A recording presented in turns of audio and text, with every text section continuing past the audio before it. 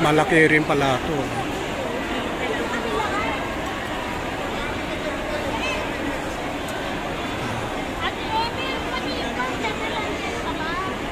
Sa akin po mga bagong dating na nanay at tatay, pakiusap lamang po, sumunod lamang po tayo sa ating mga marshals kung saan po nila kayo mauupuin para rin po yan sa inyo po komportable at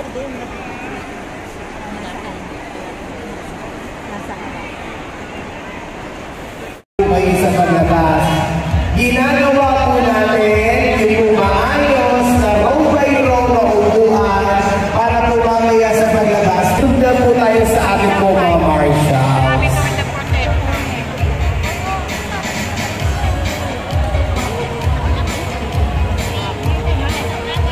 Dahil mamaya po sa ating mga nanay at tatay, unahan naman po namin kayo, baka po magalit po kayo sa amin o magdagdag po kayo.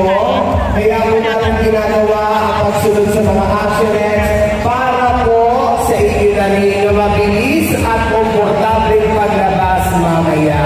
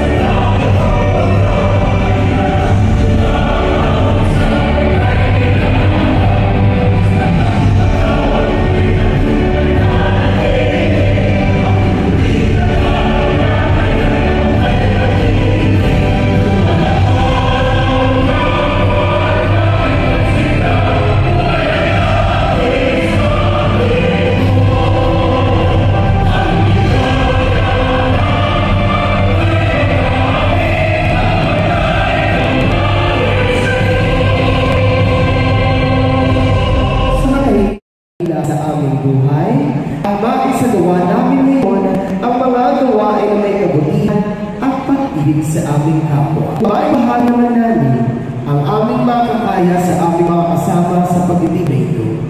Isinasabi namin na kami mga balaitan ang mga gano'n sa buuna ni Yormes Soren Dumagoso at Vice Chief kasama ang mga napiling Yormes Choice upang maging instrument. Natin si Mr. Justin Pajardo, ang number 26, Senator Manoy Wilbert Wisely! Hi! Hello! Hello! Wow, gising na gising ang aming mga lolo't lola. Magandang araw po sa inyong lahat. Lalo na po sa ating Team Yormes Choice sa pangunguna. Namimiss niyo na ba si Yorme? Yeah! Taas ang kamay ng gusto bumalik si Yorme! Wow, ang dami oh! Ang nag-iisa natin Yorme, ang magpapalik! Yorme, Isko, Moreno, Dumagoso! Tatay, maganda po ba ang hapon natin ngayon? Kaya pa po ba natin ang lamig? Dapat labanan po natin yan. Ano po ba mas gusto natin? Mainit o malamig? Malamig kasi ganyan po tayo kamahal ni Yorme. Gusto niya po komportable tayo. Ako po, ang inyo pong anak na si Consejera Liz Borromeo, yung tinulungan niyo po na maging konsehal. Nandito po ako ngayon para magbigay ng suporta sa Yormes Choice. Kayo po ba mga nanay at tatay, tutulungan po ba natin ang Yormes Choice? Yeah! Kumain na ba kayo? Naubos na? Ubus na! Si Jollibee, ubos na? Huwag kayong mag-alala, mamaya meron pa.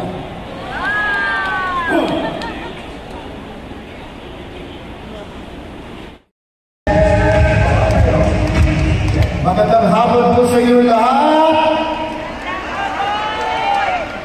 Ako po, si Engineer Che Borromeo, dati niyo po konsyal na magbabalik. Tatay po ni Konsyal Liz Borromeo na ginawa niyong #1 na konsyal.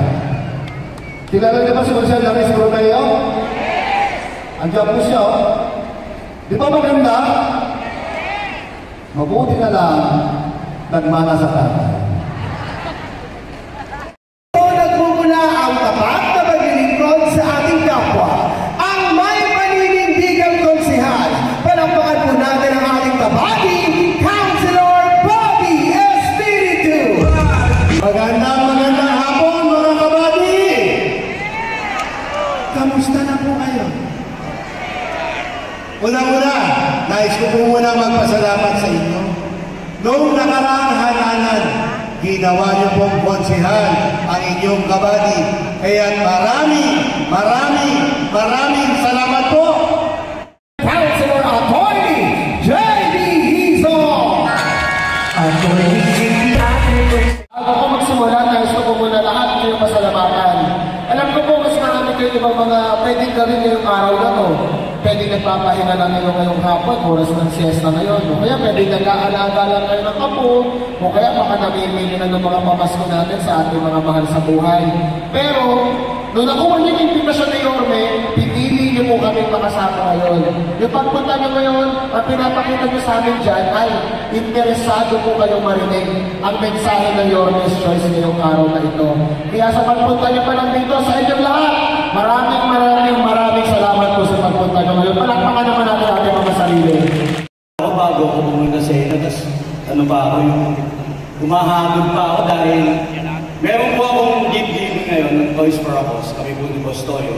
Kaya po ako, pag alis ko po ngayon, hindi ko kayo makakabayan, pagpasensyaan niyo ako kasi talagang pabalik-balik po ako sa aking event. Anyway, sa mga hindi pa po nakakakilala sa akin, ako po si Tolmac Ignacio at simple lamang naman po yung aking programa. Ang programa ko po, mamigay ng ano po? Gamot. Libreng maintenance para po sa ating mga senior citizen. Actually, kahit hindi senior citizen, pwede. Pero itong programa nito, naka-target po sa senior citizen kasi po, si Tolmac Ignacio, malaki po ang utang na loob sa senior citizen. Nung si Tolmac Ignacio hindi pa po established, kumbaga, nung nangangapa-ngapa pa si Tolmac Ignacio, tinulungan po ako.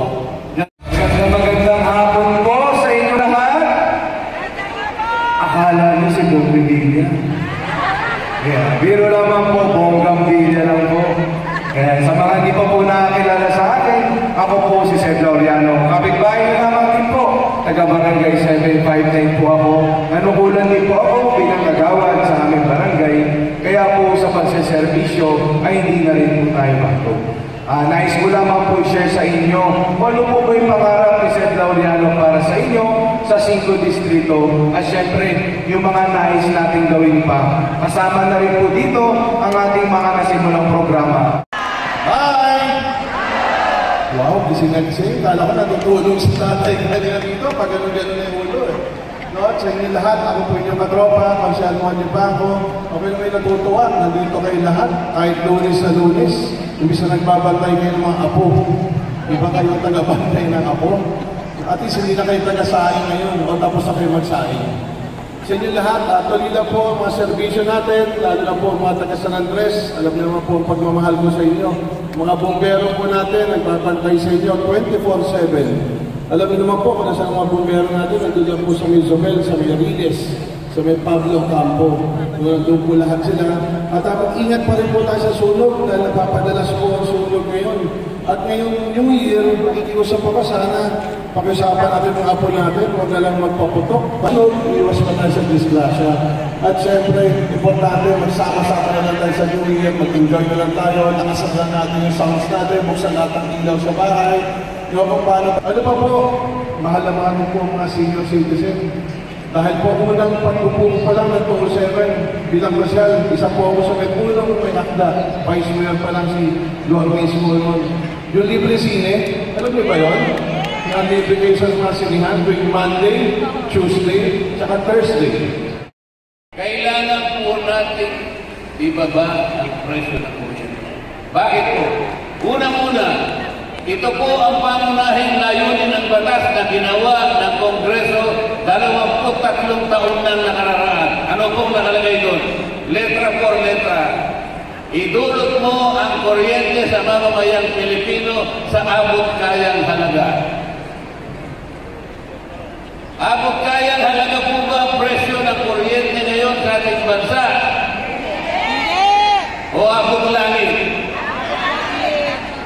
Gusto po ba niyong bumaba ang kuryente sa bansa? Mahina po yung sagot. Gusto niyo po ba talagang bumaba? Magagawa namin. Magagawa ko po. Pero hindi ko muna sasabihin kung paano ko gagawin. Nasa pagkat ayaw ko malaman ng kalaban, baka mamaya makapaganda pa sila. Pero magagawa po natin. Pati po presyo ng petrolyo. Hapon? Ha? Gising po ba ba? Magandang hapon po sa inyong lahat. May tanong po ako, kilala niyo po ba kung sino ako? Hindi. Kaya nga po nandito ako para magpakilala sa inyo. Sa inyo, kilala niyo ba si Jane Ilagan, yung artista? Talaga? Kapatid po yun ng nanay ko. Yes. Kilala niyo po ba si Liberty Ilagan? Kilala? Pinsan niyo ng nanay ko. Promise! Kala niyo nagdono. Si Piolo Pascual, kilala niyo? O, pakilala niyo po sa akin, ha?